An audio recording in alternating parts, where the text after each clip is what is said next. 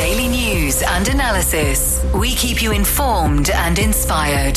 This is World Today. Nearly 5 decades ago, a car was simply a means of transportation in China. Today, it can be an office, a living room, a campaign companion, a racing hobby, or even a digital platform. With new measures to unlock the auto aftermarket, could this be China's next big driver of growth? And what new opportunities could that create for consumers, businesses, and the broader economy? Hello and welcome to the panel discussion of World Today. I'm Yawen in Beijing. China has launched a 40-city pilot program and introduced the 17 policy measures to expand the auto market.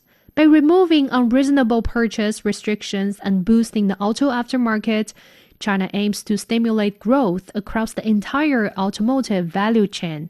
What exactly is included in this full-chain approach to auto sales?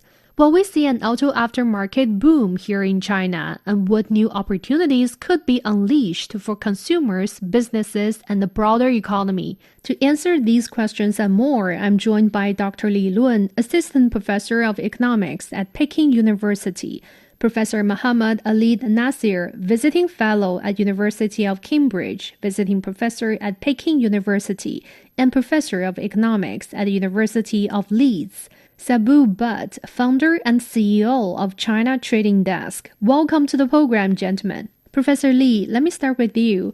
So full-chain auto consumption is becoming a buzzword this week. But what does it really mean for drivers? How does it change the way people buy, use, and modify their cars? Yeah, so this full-chain auto consumption is really a new policy focus initiated by the Chinese government. And I think the focus right now is no longer just in encouraging people to buy the first car or just the behavior of purchasing a car. It also covers an entire lifestyle surrounding the car, including purchase, financing, insurance of the car, and as you mentioned, modification, repair, maintenance, and also the circulation of used cars, also recycling, rental, RV camping, racing, and other lifestyle services. So basically, it's a shift from selling a single product to having an entire economics or lifestyle surrounding the car. So basically, auto consumption policy in the past is mainly supporting this new purchases. We have consumption incentives or trade-in subsidies and so on and so forth. I think the new approach is basically asking a different question. So after the households own a car, how can this vehicle continue to kind of generate new service jobs or new consumption over a sequence of years? So I think this is basically recognizing that we're entering a new phase for our development because our vehicle ownership has already reached about 370 million, which is pretty mature now. And the market is increasingly driven in the future by replacement, second-hand used car circulation and not just first-time buyers. So I think for consumers as well, this means, when we talk about cars, there's probably going to be more choices because, a car can be a commuting tool. They can be a form of transportation, but it could also be a platform to schedule your family travel. It could also be a vehicle for camping, a product or a rental asset, so on and so forth. So I think for the economy, I think the key is about transforming this single product economy to more towards a experience or service economy. It's trying to untap the potential of China's auto aftermarket. Professor Nasir, as Professor Li Lun just talked about, the new policy outlines 6 key areas from vehicle modification, RV camping, classic cars, repair and insurance services, motorsports, and car rental. Why did the government choose these 6 areas specifically, and what barriers is the policy trying to remove? Yeah, these 6 areas are the important areas are aspects of the automotive aftercar market.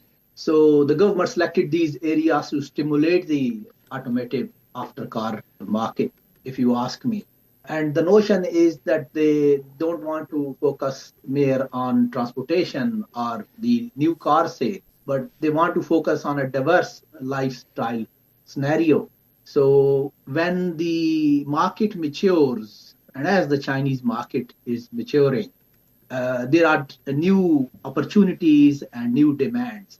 And this policy is basically to capitalize on those new opportunities and new demand. So the focus is more comprehensive, more inclusive, not only that, okay, you are supporting the sales of the new cars, but also you are supporting the after market situation and scenarios. And that includes, as you mentioned, like vehicle modification. Now, a big segment of the Chinese market is based on the young consumers, and they like a degree of personalization. So some new measures to allow to modify the cars according to the wishes of consumers. Similarly, there's a recreational vehicles and camping that's been on surge in China and becoming popular day by day. So to address the demand of that segment of the market, similarly other areas like repairs, classic cars, motorsports or rental are those segments of the markets. They are maturing and there's a huge potential in that. Now you ask about the barriers. So there are various barriers which would be lifted or eased by these policy measures. And they are related to, for instance, the vehicle modification. Now these new measures will make it more clear on regulatory front in terms of modification. There is ease of restrictions. Similarly, issues related to recreational vehicles and camping. They are now the infrastructure need to be built and more campsite approval, for instance, will be more streamlined. And similarly, development of the classic cars market. That is an area which I did see. Actually, I did have myself some experience and I have seen some classic cars shows and engage a little bit in China in that regard. And there's a huge potential in that area, which I think also needs a new regulatory frameworks. So these measures would support that growth of that area. Similarly, motor car sports or issues related to repair, insurance, car rental, all these segments of the full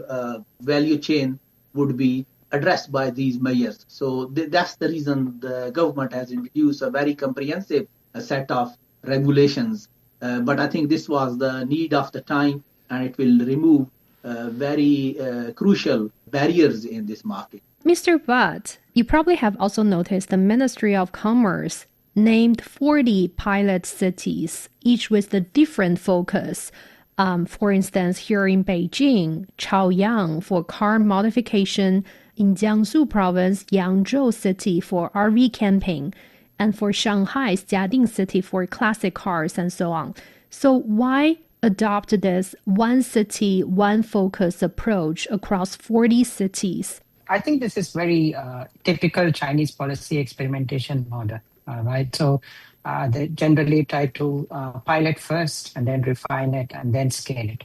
So you want to bring in, competitive advantage to each of those areas that you want to experiment and pilot first. So these different cities have different strengths, right? A city with a strong auto service ecosystem like Beijing Chaoyang, where modifications are, there's a clusters of tuning shops, there's a lot of modification happening. It's better suited for vehicle modification. A tourism-oriented city is maybe better suited for RV camping and for things like major auto industry clusters, for better suited for classic cars or used car, and especially for city with Shenzhen with strict purchase control, is better place to test license plates or registration reforms. The benefit of that, these cities can focus on just one real bottleneck instead of trying to get one city to do, or 10 cities to do all these 40 different things together. You would try to dilute everything out and might not be able to get the best results.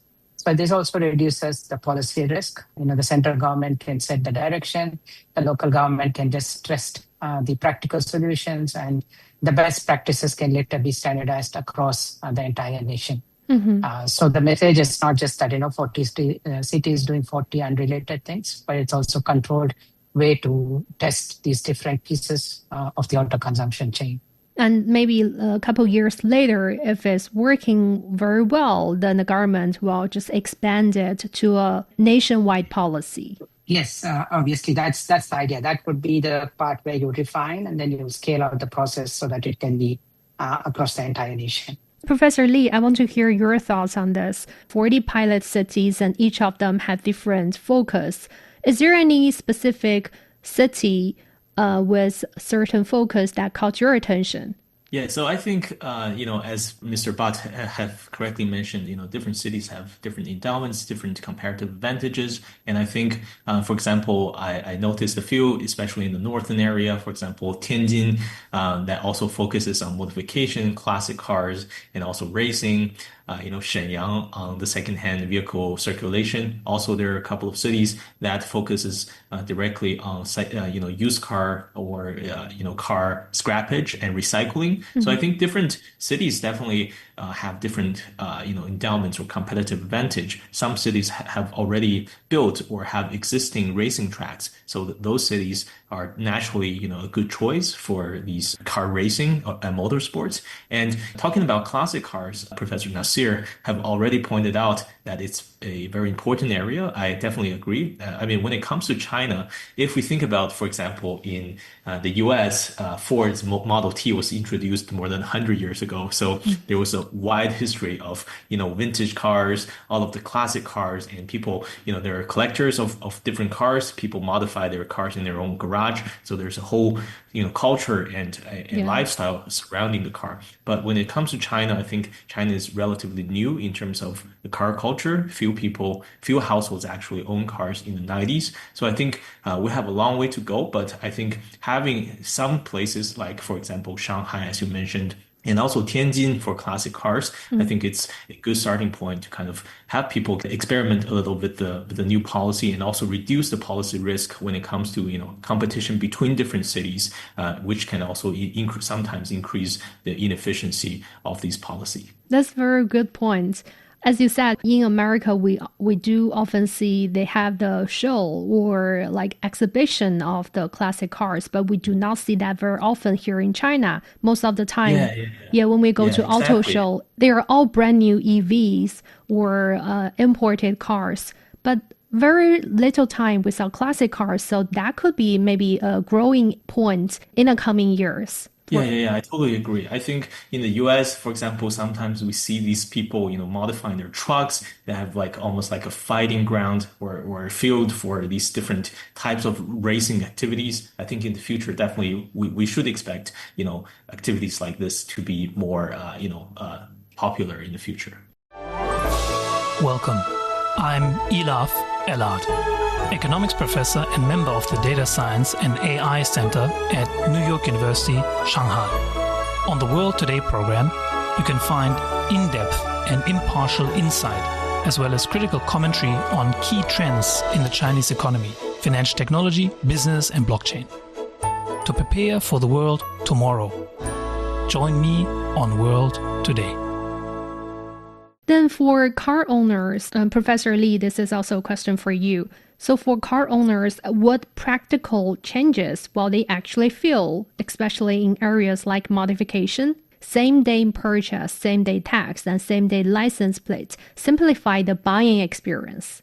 Yeah, so you asked us a couple of things. So when it comes to, for example, the same-day purchase tax and license plate policy, I think this is, a simplification of the registration process. So basically, it's issued by the Ministry of Industry and Information Technology and also the Ministry of Public Security. Basically, they are enabling the real-time sharing of the vehicle certificate information. So basically, when you buy a car, you don't have to, for example, drive to the DMV or the registration facility for several times. You basically can just buy the car and drive away instantaneously. So I think the key reform is not just about the convenience of this registration process. It's also about information to move between different departments in a matter of seconds, if not milliseconds. And this is a classic example of, having the data circulate around different departments, not to have the consumers run in different departments. So I think this is definitely going to bring the ease, especially for people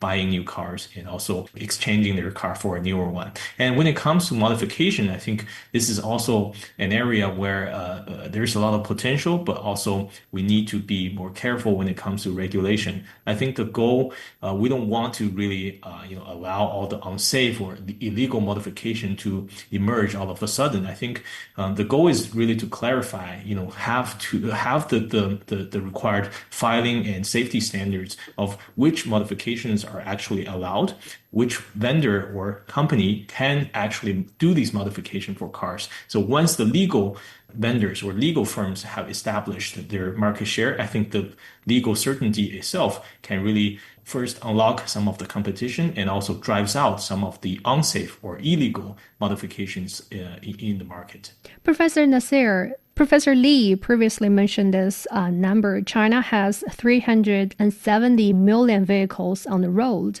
and over half of passenger cars are over 7 years old.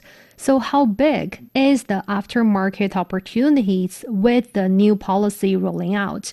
Also, in your view, which segments, say repair, insurance, modification, and so on, which sector has the strongest growth potential? If we look at the Chinese automotive sectors, we see it is maturing, and with maturity, it's shifting from a new vehicle to after-sales economy. And as now we see that the domestic sale is stabilizing, it's becoming more steady, which happens when everybody gets a car. Then you think, well, maybe can I get a better car, or can I modify my car, or what changes I can have, or can I have a recreational vehicle? So the consumer behavior and choice is shifting, the market demand is shifting. So these policies, as I said earlier, are to address them. So as the market is maturing, the number of the cars which are older, that will also increase in the stock of car, and therefore the after sale market will grow further. There's a huge opportunity in this market or sector. You could say this is in excess of, by some estimates, in excess of $100 billion annually. And if we compare the Chinese market as compared to, like, let's say, market in the UK, the average age of car is now in excess of 10 years. So we will see that the number of the cars which are older in China will increase. I remember when I visited China first time, I saw, gosh, every car is like coming out of a showroom just today. Every car is new. But that will change with the period of time when that is changing. So in terms of growth potential, I think it's various sectors, various aspects of these markets. They have a different potential. I think the used car, that is has a huge potential. The second-hand cars, their market, and similarly then the maintenance and repair. I think that would be an area where there's a lot of room. So although the car makers may not make a lot of profit by selling the new cars, but they would be definitely making good earnings from the maintenance, providing the maintenance and the repair services. And I think that would be an area where there is a lot of opportunity. Similarly, China is a very big market, and there's a big consumer base, particularly the young consumers, and they like a bit of modification, they like motorsports. So I think that sector has also a lot of potential. Mm-hmm. And similarly, recreational vehicles and camping, that is an area which is emerging, and considering the sheer size of the Chinese market, I think there would be a lot of growth and opportunities in that area. So I think all the segments which is being picked or highlighted, the 6 areas we mentioned earlier, all of them have very good potential. Speaking of the RV market, RV camping, China is now the world's 4th largest RV market, driven by rising middle-class interest in personalized tourism. Let's now zoom into the policy's shift from buying cars to living with cars. Mr. Bhatt, As a China observer for years, China's auto consumption policies focused on stimulating new car purchases, for instance, tax cuts, trade-in subsidies, and so on. And now the nature of the vehicle itself is changing. As Vice Minister of Commerce Sheng Qiuping says, cars are transitioning from pure transportation tools to intelligent mobile living spaces. So why is this shift happening now? Is it policy-driven or a reflection of changing consumer behavior? Yeah, I think it's primarily being driven by technology and consumer behavior, and now the policy is responding to it, right? So as we know, the EV and has been coming up quite a lot over the last 10 years or so, and the intelligent systems have changed the nature of the cars, right? The cockpit is now fully digital. You have end-to-end touchscreen panels. The car has software, connectivity, entertainment system, voice integration. And even the upgrades are just over there. You don't need to take it to a showroom to a shop house to make any changes. That changes how consumers evaluate a vehicle. So they are now not only asking about engine performance or fuel efficiency, they're also asking about the screens, the operating system, the charging experience. And yesterday, I think I was seeing how BYD has introduced new features like I think air filtration into the car, and then they have the remote touch buttons where you can actually open doors from outside for passenger side instead of just the driver's side, and then you can use the same buttons to actually control inside of the car, like placing it next to the seat to move the front seat in front, or get the audios and video connected and changed with whatever you're doing. So all these new technology is making it more efficient and easier for people to use, right? So this is not just about engine performance or efficiencies. So when he talks about the car becoming a more intelligent mobile living space, he's describing this real market shift. So the policy matters because it creates the supporting environment, but the underlying change is that consumers are driving this demand and they're using the car differently, and technology has made that car capable of doing much, much more. Professor Nasir, we have noticed that globally, some automakers make more money after the sale than at the point of the sale. So could China's aftermarket eventually maybe become more valuable than new car sales? Yes, certainly Chinese automotive after-sale market will definitely become more valuable. In the coming years, it will be more valuable and it will be highly profitable than the new car sales. I mean, in new car sales, it is a competitive market, and the sale has been stabilizing, and also there is competition, so the margins are limited. And also, when you sell the car, at the point of sale, you sell it and you raise some revenues and you make some profit. But then in the after sales, then you have a commitment which is over many, many years. So if we look at the Europeans or Americans car makers, they have what we call 4S showroom frameworks, where you sell the vehicle. So the sale is one aspect of your business, but then you also have spare parts and after sales services and the customer surveys, which you also get the customer attraction and feedback from the customer. So as a showroom, you perform all these four functions. So therefore, it's called 4S showroom framework. In China, I think from sales now, from the business point of view, is a focus on the other aspects in the chain, including the spare parts and after sales. And that is definitely a very big market. And of course, with the EVs and the new energy vehicles, the demand is different. There is a lot of focus on the continuous improvement, which then brings business opportunities for the sector to meet the demand of the customer, to provide them a more modern lifestyle when it comes to vehicles, and more digital connectivity and all the new bells and whistles which come with the new cars. So the constant update aspect. So therefore, there's a lot of scope in this market, and definitely size of this market would be a lot larger than the new car sales market in the coming years. Then how can we ensure, or should we be worried about the expanding consumption could lead to wasteful consumption? Yeah, I mean, that is an interesting question because part of this policy release is also focusing on the recycling. So there'll be regulation which will deal with the recycling of the cars and also have an economy which is more sustainable ecologically. So that's also part of the government policy to address that, have a circular economy in the vehicle automobile sector. So there is a focus on that too.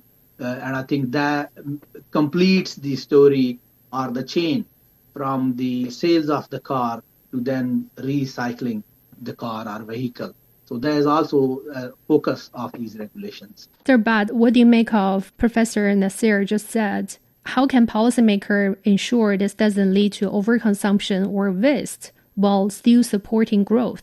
I think what Professor Nasir said is quite pertinent. I think I agree with pretty much all the things that he spoke about. All right, so new car sales are very large, but the margins are also very under pressure. So especially in China's very highly competitive market, I think after sales is something where it could ease that burden and it can also make it more recurring and more profitable business than just new sales cars. All right, so this would, like I said, include maintenance, insurance, etc.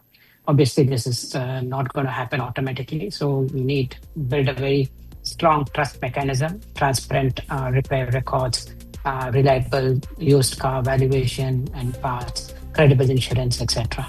This is the panel discussion of World Today. Let's take a short break. Coming back, we will continue our discussion. Stay tuned.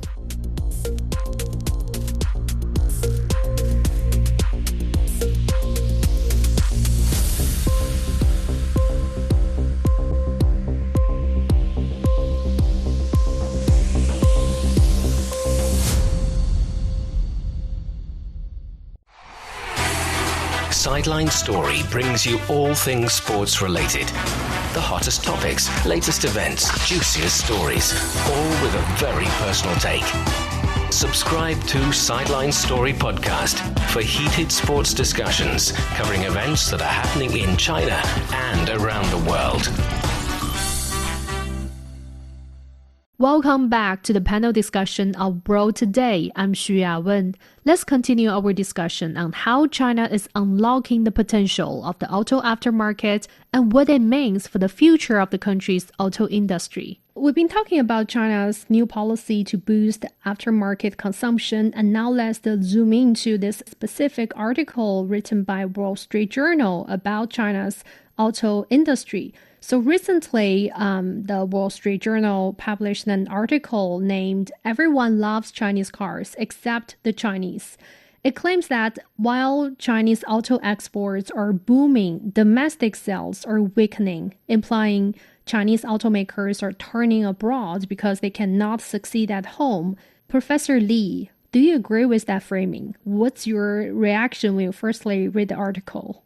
Yeah, I think it's quite an amusing, or I would say it's not a very. I would be careful with that framing because I think even though it captures the fact that domestic sales for Chinese cars have softened, but I think the conclusion that Chinese customers are not loving Chinese cars is too strong and also too wrapped. I think the China's auto market is not showing that the rejection, as they pointed out. I think it's showing a different transition. So basically, of course, when we have more players, more automakers, there's going to be more intense price competition. And also, as we see from, these automakers, they invest more and more in their R&D expenditure. The cars are actually becoming cheaper, so that also affects the domestic revenue. I think a good counterexample to the framing by Wall Street Journal is Japan. So I think when we talk about Japanese automakers, historically, they're among the most successful global car companies in history. But when we talk about their global sales, they're usually far larger than Japan's domestic market. So to put it in comparison, for example, Japan's total new vehicle market was about 4.5 million units in 2025. but Toyota alone is selling 11 million vehicles globally. So I think when we talk about German automakers, it's the same. It just happened to be that China both is a large production hub for these new vehicles and also a large market. So it's easy to draw the conclusion that China's domestic market, as it matures, we're seeing a little bit of slowdown for the domestic demand. It's interpreted as a weakness, but I think the natural next step for China's domestic automakers is to expand overseas. And this has been seen repeatedly, whether for Germany, whether for Japanese, and now for Chinese automakers. And this export growth is really supporting that story. So, for example, in May of 2026, China exported close to a million vehicles, which is almost equal to 70% increase year on year. So, in many industries, I think this is also the pattern of how auto companies expand. When they have the more superior technology, when they invest more in R&D, they're actually able to build their market share and capacity in not just in home market, but also globally. So I think this so-called, hot outside, cool inside narrative, it's a catchy narrative, it's a catchy phrase, but it can also be very misleading if we look at the counterexamples posed by Japan and Germany. Then, Professor Nasir, what are your thoughts on this? Because simply by number, in May 2026, China exported 930,000 vehicles, up 68.7% year on year, and new energy vehicle exports grew 110%. But at the same time, domestic passenger car sales declined slightly. I mean, by looking at the numbers, how do you interpret the hot outside, cool inside narrative? Yeah, I mean, usually I take anything coming from the Wall Street Journal with a pinch of salt. And I think that is also a case in the case of this article. I don't agree with the framing. If we look at the Chinese car ownership in the last 25 years, it has increased more than 20 times. Okay, it has increased more than 20 times, and now we have a big stock of vehicles in China, as we were talking earlier, more than 370 million vehicles. And a big share of that is the Chinese automobile. I mean, I have visited China several times, and each time I go to China, I travel to different cities, and I have myself experienced Chinese automobiles and vehicles. And I really enjoyed my experience there. So I think a lot of writers, when they write about China, they don't really have a first-hand experience of Chinese market, and in this case, automobile market. Otherwise, I think they would have a different honest view. So I don't really agree with that, the cooling in and hotting out or whatever they said of that. And if we look at the Chinese market, if usually we compare the sales year on year, I mean, it won't be the case in any country that you will always have very high year on year growth, because once everybody gets the vehicle, I mean, they don't really need more vehicle. They would rather like to have a different type of vehicles, or they would try to modify their vehicles, or they will have a different enriched experiences. So that the market is getting mature. It's also a sign that in China, the vehicle ownership is now quite high as compared to historical level. So which is a good sign, which means there's a big market. So that is one aspect of that.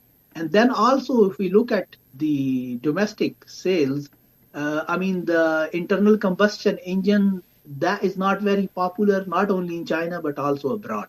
So the Chinese achievements in the new energy vehicles, they're also one reason that the sales of the Chinese vehicles is on rise. And particularly, if you look into China and also look abroad, the new energy vehicle sale, that is on the rise, whereas the internal combustion engine vehicles, their sale has been declining, because as we want the vehicles which are environmentally more friendly and sustainable, of course, we will have a rise in the new energy vehicles.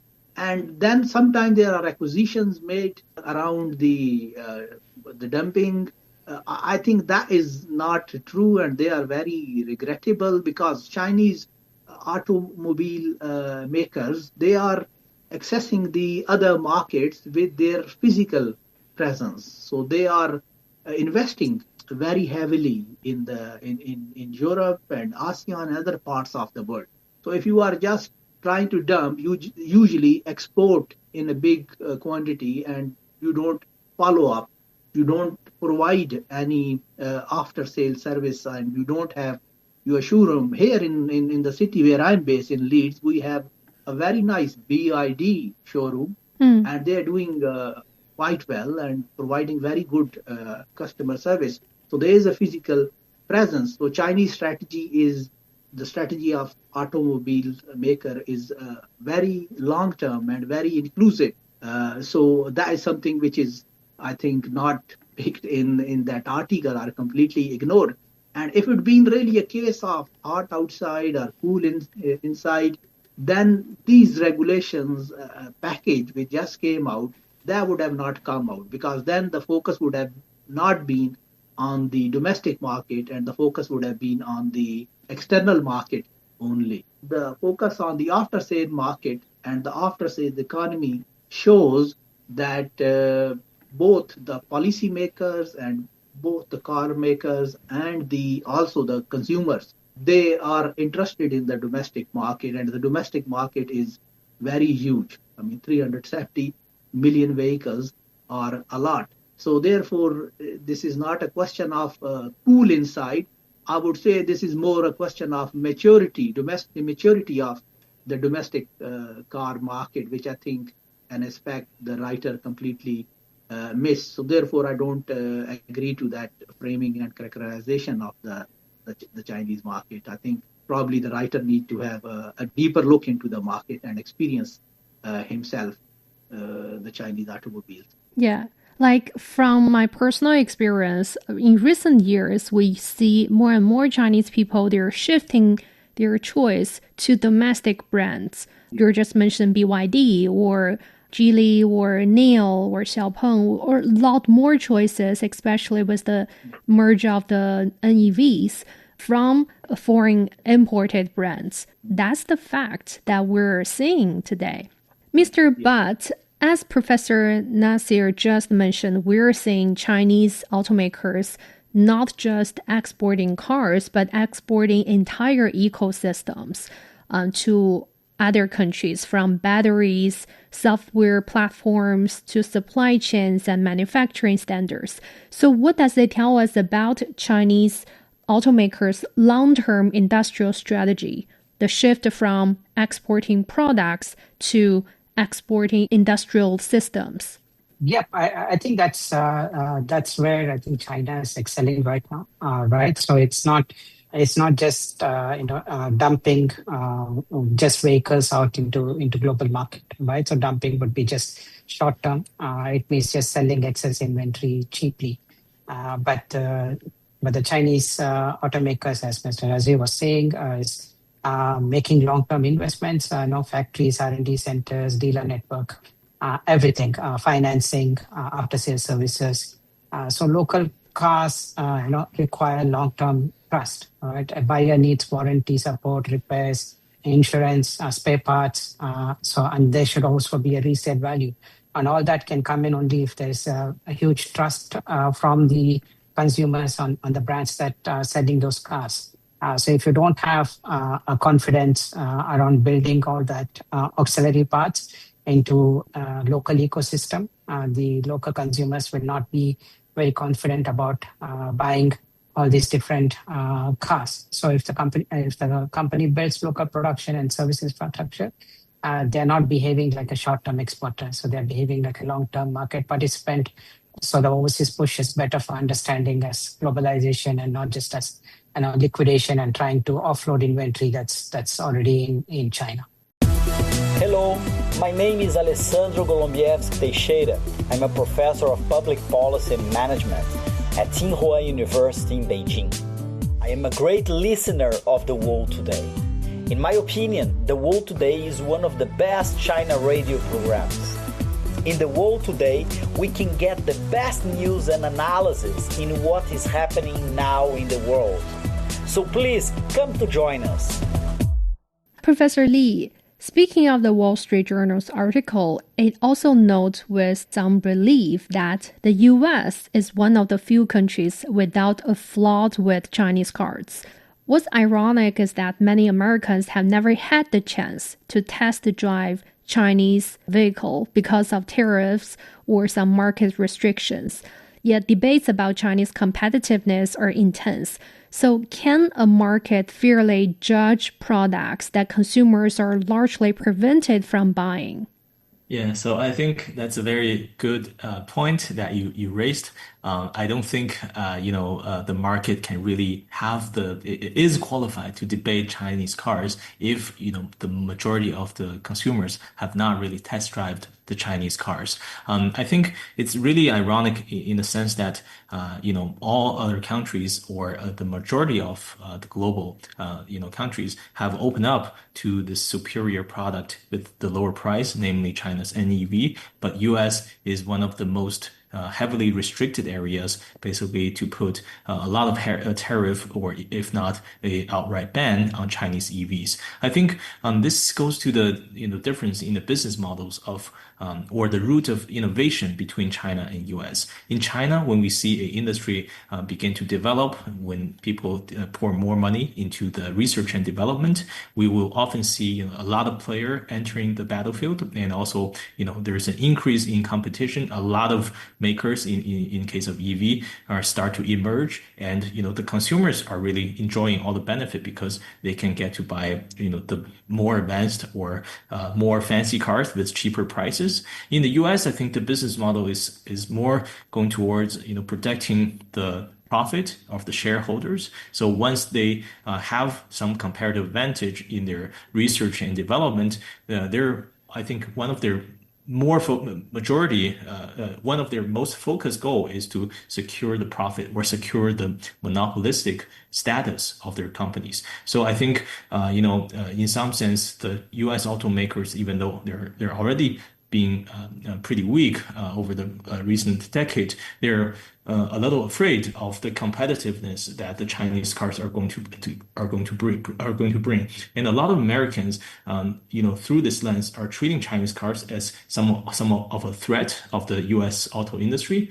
But I think it's only after people, as you mentioned, test drive them, compare them in the showroom, or observe how different consumers react, can they really make a good judgment. But fortunately, I don't think the U.S. can hold back from this reality for much longer because, for example, Canada or Mexico or European countries have gradually start to adopt more and more of Chinese vehicles. So I think the U.S., even though for right now it's still heavily restricted, how long that restriction can last is an opening question. When we, watching those short clip videos on the social media platforms, I saw a lot of Americans, they're hoping to test the drive or even purchase Chinese vehicles, but they just do not have the channel to do so. They could fly to Canada. They could fly to Canada or Mexico or, even Europe to have a test drive. That's a good one. That's a good way to do it. Yeah. Professor Nasir, so given the increasing tariffs or regulatory scrutiny and market restrictions in places like the US and some European countries, are we heading toward a more fragmented global auto market? And if so, how does that reshape the global competition landscape for Chinese automakers?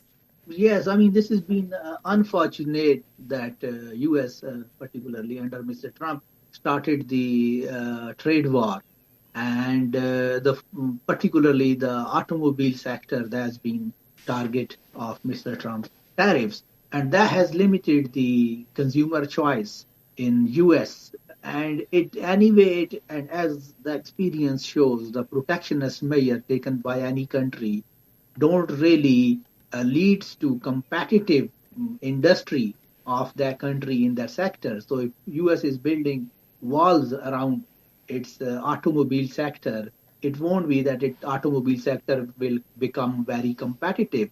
On the contrary, they will become weaker and they would not be able to innovate because of this protectionist policy. Whereas in the case of China, we see that the market is very competitive, which keeps the Chinese auto makers on their toes, and they try to constantly innovate. And in this process, they provide consumers with better products and services. So I think these tariffs and the measures like that, they would not help the Americans automobile sector, but I don't think they will hinder the Chinese automobile sector or the rest of the world either, because the Chinese automobiles, they are very popular in UK. Now myself, I mean, the car I am driving is a bit old, and sometimes I do think whether I should change it and go for an electric vehicle. Mm-hmm. And Chinese automobiles, they would be, I think, my first choice, like many other people, and they are very popular in UK and Europe, and also in other countries. I visited Middle East a bit ago before the recent conflict, and I did see that the Chinese automobiles are very popular in various countries in the Middle East and other parts of Asia. So US is just one country. I don't think this will affect or stop the growth of the Chinese automobile sector or automobile sector in any other country. However, it will definitely harm the US legacy car makers, their competitiveness, and it also restricts the consumer choice. Well, so isolate the US auto industry. Yeah, indeed. So it is not helping the US auto industry, and it's not helping the US consumer either, because as other participants they were mentioning, I have myself seen various consumer and these social media personalities. They're coming out, they're traveling to different countries just to experience Chinese automobile, and all of them, they said that these are really nice car, and they wish they had them in the US. So I think that I hope at some point US will change its policy and seek more cooperation, and that would help, I think, US automobile sector in the long term, making them more competitive by being open to the competition from the other countries. And also the US consumers, I feel sorry for them because they don't have choice. Professor Nasir, you just mentioned that you are considering to switch to a Chinese EV. What brands are you considering, just out of my curiosity? Well, I quite like Xiaomi. When I visited China, I saw that the sporty version, I think, I don't know, is SU7 or maybe something like that. But I saw that on the road, and I didn't drive that, but I quite like it. It gives very nice sporty look, and so we'll see. I'm not buying today. Is Xiaomi available over there in the UK? I don't know. I know the BYD, that is available, and we have a showroom, and they're very popular. The reviews, I mean, I read the reviews of BYD of the local showroom in Leeds, and they are very positive. And my neighbors here in Leeds, they have BYD. Now, it's not like my neighbor has and I want it, but my own experience when I visited China, and some other countries also. I mean, recently went to Jordan. I saw Chinese EVs there. So that is quite positive. But I hope Xiaomi is available. But if not, that would definitely be available, because UK is open to Chinese vehicles and automobiles. So I don't think there would be a problem. Good to hear that. And then, Mr. Bhatt, so perhaps the most important question is, 10 years ago, the world debated whether China could build competitive cars. And today, the debate is whether Chinese cars are becoming too competitive. What does that tell us about the transformation of Chinese auto industry? Yeah, I think as with a lot of other technology and advancement that China has been making, Chinese auto industries has also moved up from a catch-up to global competition, right? So 10 years ago, the question was whether Chinese automakers would match global standards in design, in safety, in technology. But today, the debate is very different. It's because the industry has changed. The center of competition has moved from ICE vehicles to batteries, electrification, software, intelligent cockpit. So this shift has really favored China's strength. The Chinese automakers build scale in EV batteries and software and fast manufacturing. So this has really helped out the Chinese automakers much more than the other automakers. So the global debate has changed because the facts have changed. And China is no longer only trying to catch up with traditional auto industry. And it was part of the EV supply chain. It's actually defining new standards. And a lot of other countries and traditional automakers from worldwide are building joint ventures with China to build out these latest technologies. I think the true competitive debate is therefore just a sign of how far the industry has moved.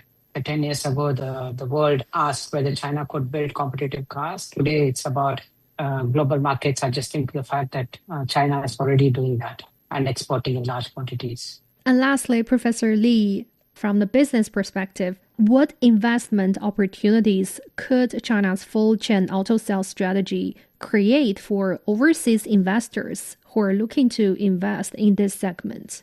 Yeah, so that's a good question. I think China's whole ecosystem is already pretty comprehensive. So when it comes to EV, I think quite honestly, I think the market is pretty mature right now when it comes to whether charging infrastructure, batteries, components. But I think when it comes to, for example, classic cars, motorsports, and also RV, also in terms of rental market, because you mentioned yourself about China, the popularity of RV camping. Right now, the rental market for RV is pretty much non-existent. It's really expensive to rent an RV. So if we have, for example, a similar rental service, if offered by, for example, the foreign rental company, car rental companies, that would be something very interesting as a business model. And I think when it comes to culture related, for example, theme parks, Ferrari have theme parks in Dubai. Maybe we could have a similar theme park and also racing tracks somewhere, maybe in Shanghai or some other cities. So that would be, both as a tourist attraction, but also in terms of, promoting the car culture, I think is also a very good investment. So China's latest auto consumption reforms is much more than selling another vehicle. They're about building an entire ecosystem around mobility, lifestyle, technology, and services. It's about whether China is creating this world's most complete auto economy from manufacturing, innovation to culture and consumption. So with that, we're wrapping up this episode of The World Today. Thank you so much, Dr. Li Lun, Assistant Professor of Economics at Peking University, Professor Muhammad Alid Nasir, Visiting Fellow at University of Cambridge, Visiting Professor at Peking University and Professor of Economics at University of Leeds. And also we have Bhatt, founder and CEO of China Trading Desk. To listen to this episode again or to catch up on our previous episode, you can download our podcast by searching World Today. Thank you so much for listening. Bye for now.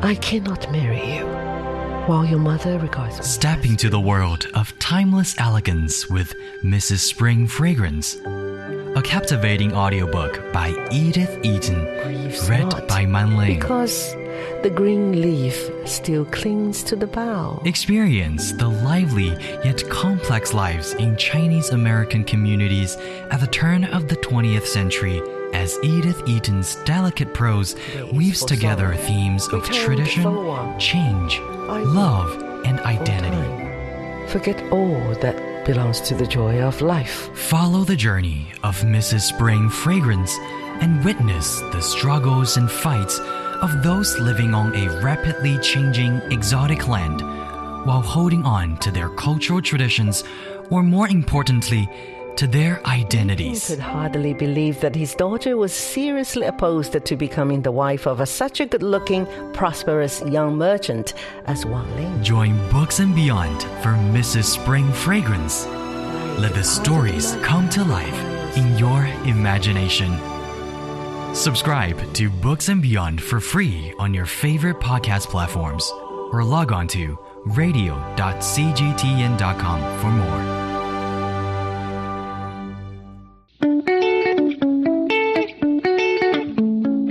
Ever wondered what's actually going on in Africa through the perspective of an African? How are things really going between China and Africa? What's the narrative of this relationship? Well, get a perspective with China-Africa Talk.